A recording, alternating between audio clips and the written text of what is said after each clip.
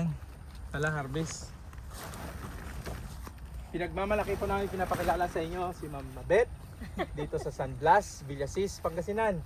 Kasama pinaka maganda dito. Prinsesa ng Ampalaya. Ah. Masobra naman. Buwan nga raw daw. Huwag nga rin daw. Yun lang po alam ko Ilocano. Dinamihan niya tuloy. Dati may sablas pa. Ngayon nadami na ka ng... Yan. Trabaho para makakain. Isa lang. Sa... Ha. Ay, may sira pala to. Bawal pala to. Kung may sira dito lang. Yan. Tapos, dalawa. Dito. Tapos, Oo, para... sa gitna. Yan. Tapos, nagdag na naman dito ulit. Sa gilid. Tama no? Yun no? Kabila naman dito. Ay, dito. Okay, ganyan. Tapos dito ulit. Oh! Uy! Kala mo din ha. Ikaw lang ha. Yan o. Pero ang puwet dapat ganito. Ano man yung mukha mo dyan natin, Ivan? Kita, joke lang. Papakita ko sana yung palaya. Si Miss San Blas ang ano, kita. So talaga sir, dito na nga lang ako sa gilid. Hindi dyan ka lang ma'am, dyan ka lang. Joke ko lang yun. Parang mali ata ito ginagawa ko ah. Okay lang yan ah. Masa malagay natin ah. Maglagay mo dyan.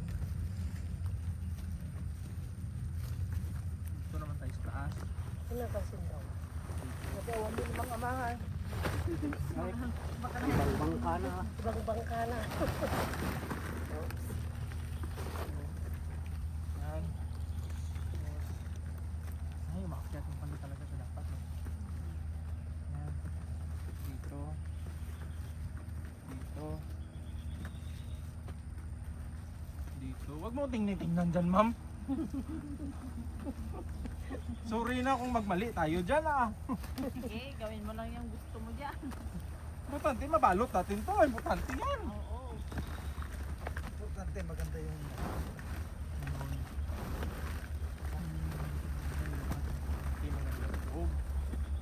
Hindi, lagyan natin ang pangit sa loob para pagtingin nila sa gilid, maganda sa loob, pangit Tignan natin ngayon, be. Oh, hindi pa laging pangit sa ay maganda sa loob Pangit din minsan Parang tao lang yun, sir. Kahit pangit yung panglabas, maganda yung kalooban.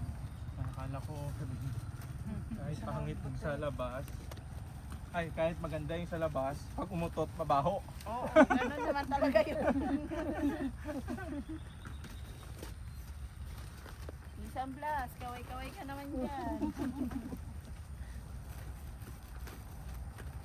Kulang pa.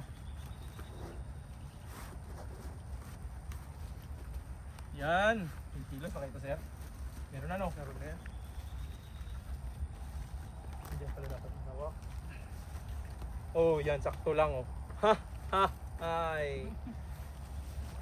Tayin ko muna yun. Baka maubos yung memory natin. Ay, sorry ma'am. Ay sige lang.